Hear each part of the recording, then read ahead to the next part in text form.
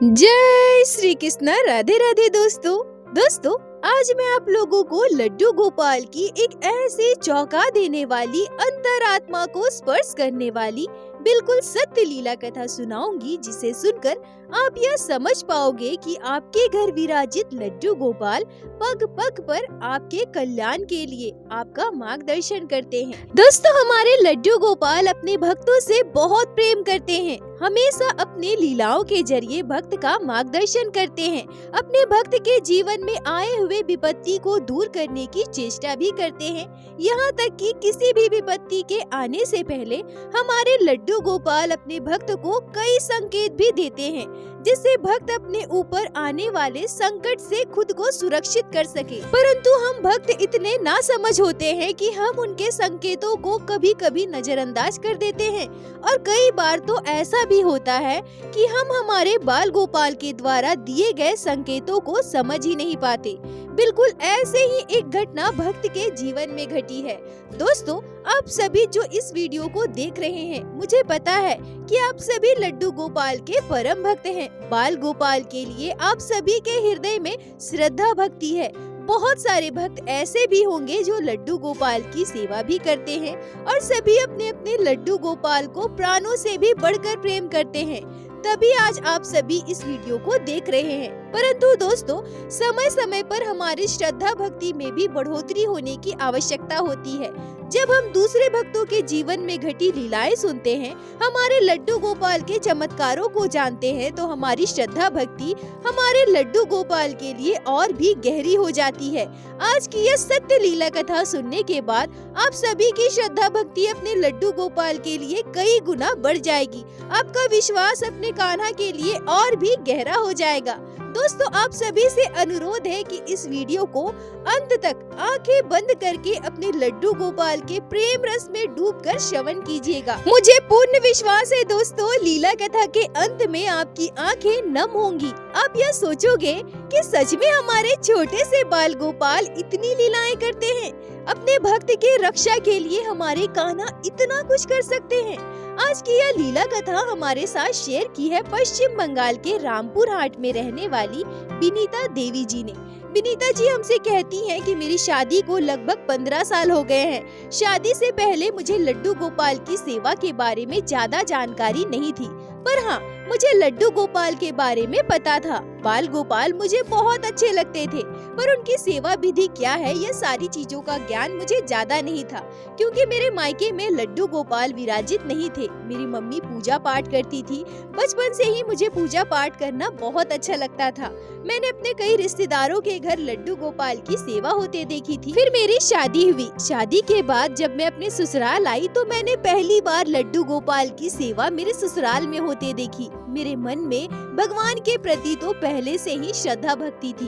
लड्डू गोपाल मुझे बहुत अच्छे लगने लगे। अपनी सासू माँ के साथ मिलकर मैं भी लड्डू गोपाल की सेवा करने लगी। मेरे ससुराल में सभी बाल गोपाल से बहुत प्रेम करते हैं। लड्डू गोपाल की कृपा से मेरी शादी के 3 साल के बाद मेरे बेटे का जन्म हुआ।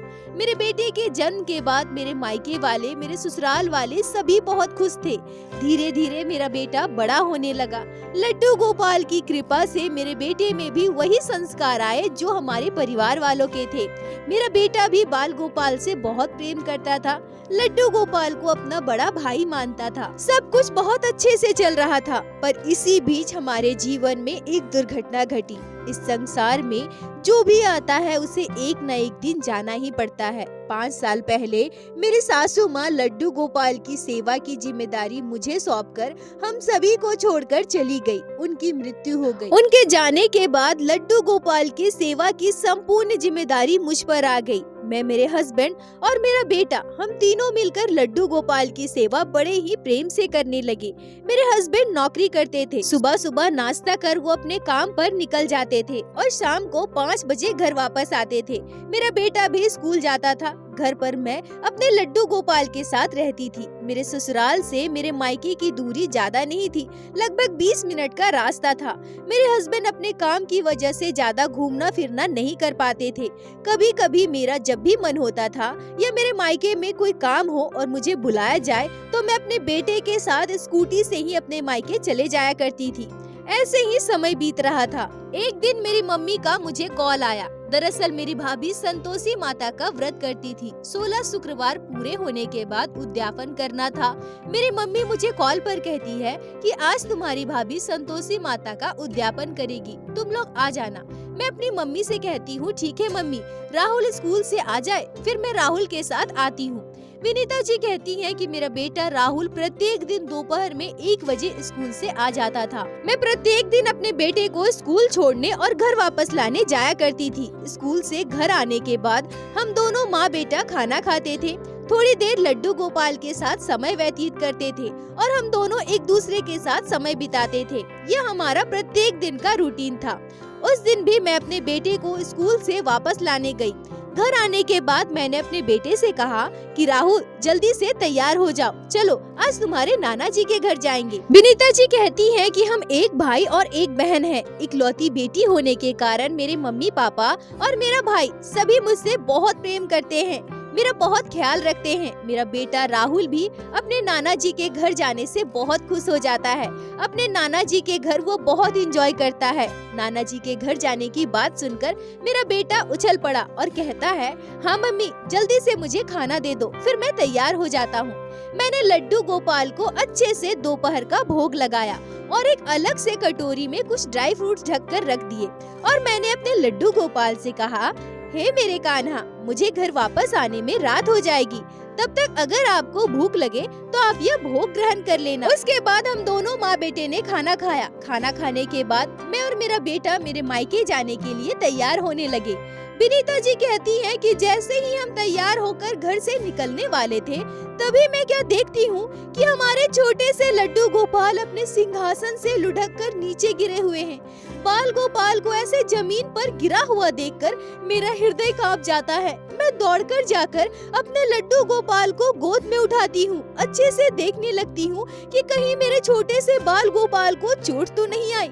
विनीता जी कहती हैं कि मेरे लड्डू गोपाल बिल्कुल सही सलामत थे। अपने बाल गोपाल को सही सलामत देखकर मेरी जान में जान आई। मैं अपने बेटे को डांटते हुए कहती हूँ कि तुमने ये क्या किया है? तुमने लड्डू गोपाल को गोद में उठाया था क्या? अगर उठाया भी था तो अच्छे से सिंहासन पर बिठाना चाहिए था ना। देखो लड्डू गोपाल कैसे जमीन पर गिर गए हैं। मेरा बेटा मुझसे कहता है, मम्मी मैंने तो कुछ भी नहीं किया, मैंने तो लड्डू गोपाल को गोद में उठाया ही नहीं, मैं तो तैयार हो रहा था। विनीता जी कहती हैं कि मुझे बहुत गुस्सा आ रहा था। मैंने अपने बेटे को कहा कि हाँ तुम तो कुछ करते ही नहीं हो, लड्डू गोपाल तो अपने आप सिंहासन से गिर गए हैं ना। फिर मैं बहुत ही जतन से लड्डू गोपाल को दोबारा उनके स्थान पर विराजित करती हूँ। मैंने हाथ जोड़कर कान्हा से कहा, हे मेरे कान्हा, आप अपना ध्यान रखना, हम रात तक घर वापस आ जाएंगे। पर ये क्या, जैसे ही मैं अपने घर के मंदिर से बाहर निकलने लगी, मेरी साड़ी का आंचल बुरी तरह से हमारे घर के मंदिर के पट में फंस गया। मैं अपने साड़ी को खींचने लगी, दरवाजे से अपने साड़ी को बाहर निकालने की बहुत कोशिश करने लगी, पर मेरी साड़ी के आंचल के धागे इस तरह से मंदिर के दरवाजे में फंस चुके थे कि मैं उसे बाहर निकाल ही नहीं पा रही थी। ऐसा लग रहा था मानो मेरे लड्डू गोपाल मुझसे कह रहे हो, मैया, ओ मैया, तू मत जा मैया, मैया तू बाहर मत जा। जैसे मेरे छोटे से बाल गोपाल मेरे साड़ी का आंचल पकड़कर मुझे जाने से रोक रहे हैं, मुझे अपनी ओर खींच रहे हैं। पर वो कहते हैं ना, हमारे भगवान, हमारे ठाकुर जी हमें कई संकेत देते हैं, पर हम ना समझ अपने ठाकुर जी के उन संकेतों को समझ ही नहीं पाते हैं, उसे नजरअंदाज कर देते हैं। जब मेरी साड़ी दरवाजे से नहीं निकल रही थी तो मुझे बहुत गुस्सा आया। मैंने अपने बेटे राहुल से कहा कि बेटा जाओ तो कैंची लेकर आओ, मुझे लगता है कि इन सारे धागों को काटना ही पड़ेगा। मेरा बेटा दौड़कर जाकर कैंची ले आया और फिर मैं अपने आंचल के फंसे हुए सारे धागे मैंने मेरे आंचल के फंसे हुए सारे धागों को काट दिया। मेरी साड़ी दरवाजे से बाहर निकल आई। मैं अपने लड्डू गोपाल को फिर से प्रणाम की और उनसे कहा कि गोपाल। विनीता जी कहती हैं कि मैंने अपने लड्डू गोपाल को फिर से प्रणाम किया और उनसे कहा, हे गोपाल, यहाँ मैं आपके लिए भोग रख दी हूँ, आप ग्रहण कर लेना, ठीक है? मैं रात तक घर वापस आ जाऊंगी, आप अपना ध्यान रखना। यह कहकर अपने बेटे के साथ स्कूटी लेकर मैं अपने मायके के लिए निकल गई। पर किसे पता था रास्ते में एक बड़ी विपत्ति हमारा इंतजार कर रही है। प्रत्येक दिन की भांति अपने बेटे को पीछे बिठाकर मैं धीरे धीरे अपना स्कूटी चला रही थी, पर तभी अचानक से भयानक दुर्घटना हमारे साथ घटती है। दूसरी तरफ से आ रही एक बस न संतुलन खोकर हमारी स्कूटी को जोरदार टक्कर मारती है। विनीता जी कहती हैं कि एक पल के लिए मुझे ऐसा लगा कि यह हमारा आखिरी दिन होगा। इतनी बड़ी बस की जोरदार टक्कर से भला हम कैसे बच सकते हैं। एक ही पल में मेरी आंखें अपने आप बंद हो गई और मेरे मुख से बस एक ही आवाज आई, मेरे गोपाल हमारी रक्षा करो।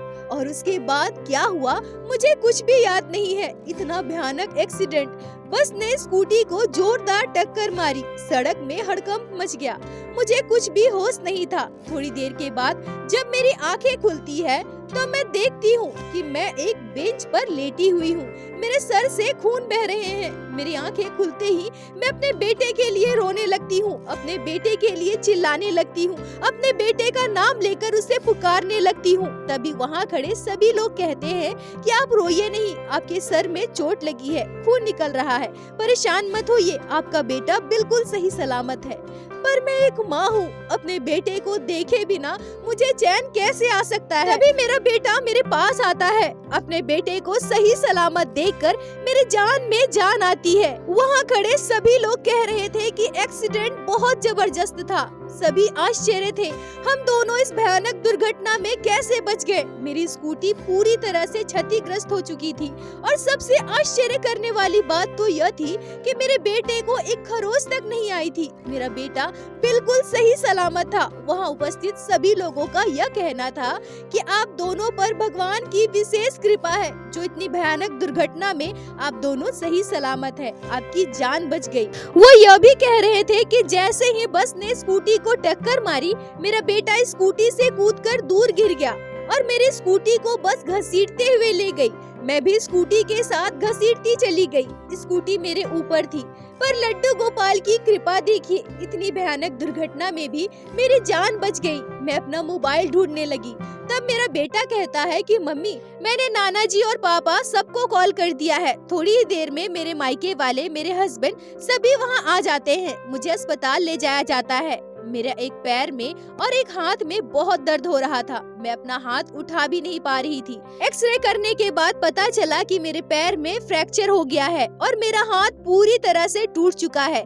मेरा हाथ पैर दोनों में प्लास्टर कर दिया गया। डॉक्टर का कहना था मेरे पैर में बस फ्रैक्चर हुआ है, इसलिए 1 महीने के बाद उसे खोल दिया जाएगा, पर मेरा हाथ पूरी तरह से टूट चुका था, इसलिए मेरे हाथ को ठीक होने में लगभग 2 महीने का समय लगेगा और तब तक मुझे पूरी तरह से बेड रेस्ट करना होगा। घर आने के बाद मुझे बिल्कुल भी अच्छा नहीं लग रहा था। अब मैं 2-3 महीने अगर पूरी तरह से बेड रेस्ट लूंगी तो मेरे घर को कौन संभालेगा, मेरा छोटा सा बेटा, मेरे हस्बैंड, उनका ख्याल कौन रखेगा और साथ ही साथ मेरे लड्डू गोपाल की सेवा कौन करेगा। विनीता जी कहती हैं कि मेरे हस्बैंड बहुत अच्छे हैं। वो मुझे सांत्वना देने लगे और बार बार मुझसे कहने लगे, विनीता तुम बिल्कुल भी परेशान मत हो, मैं सब कुछ कर लूंगा। विनीता जी कहती हैं कि मेरे पति को सुबह अपने काम पर जाना होता था, मुझे पता था कि ये सब उनके लिए कितना मुश्किल है, फिर भी वो मुझे बार बार सांत्वना देते रहे। वो कह रहे थे कि तुम बिल्कुल भी चिंता मत करो, परेशान मत हो, अपना ध्यान रखो और जल्दी से ठीक हो जाओ। ठाकुर जी की विशेष कृपा है, उनका हम पर बहुत बड़ा आशीर्वाद है कि तुम दोनों सही सलामत इस हादसे से बच गए। विनीता जी कहती हैं कि इस घटना के बाद और मेरी ऐसी हालात के बाद मुझे मेरे ठाकुर जी पर बहुत गुस्सा आ रहा था। मैं मन ही मन अपने लड्डू गोपाल पर गुस्सा कर रही थी। मैं मन ही मन अपने लड्डू गोपाल से कह रही थी कि हे मेरे कान्हा, यह आपने क्यों किया? क्यों आपने मेरे साथ इतना बुरा किया? आपके होते हुए मेरे साथ इतना बड़ा अनर्थ कैसे हो सकता है? सारी बातें मेरे मन में चल रही थी। मैं लेटी थी, मेरी आंखें बंद थी, पर पूरी तरह से मैं सोई नहीं थी। तभी अचानक से मुझे ऐसा महसूस होता है कि मेरे सर के पास कोई खड़ा है, मेरे आसपास मुझे किसी दिव्य शक्ति के होने की अनुभूति होती है। मेरा शरीर सिहर उठा। मैं चाह रही थी कि मैं अपनी आंखें खोलकर देखूं कि मेरे पास कौन खड़ा है, पर मुझ में इतनी हिम्मत नहीं हो रही थी कि मैं उन्हें देख पाऊं। चाहकर भी मैं अपनी आंखों को नहीं खोल पा रही थी। तभी अचानक से बंद आँखों से मुझे मेरे लड्डू गोपाल के दर्शन होते हैं। मेरी आंखें अभी भी बंद थी, पर मैं यह महसूस करती हूँ कि मेरे लड्डू गोपाल मेरे सिरहाने पर खड़े हैं। तभी मुझे महसूस होता है जैसे मेरे छोटे से बाल गोपाल, मेरे लड्डू गोपाल मुझसे कह रहे हो, मैया, ओ मैया, मैं तो तुझे बार बार रोक रहा था मैया। मैया, पर तूने तो अपनी लल्ला की बात ही नहीं मानी। तू अपने लल्ला के इशारे को समझ ही नहीं पाई। मैया, आज तुझ पर बहुत बड़ी मुसीबत थी।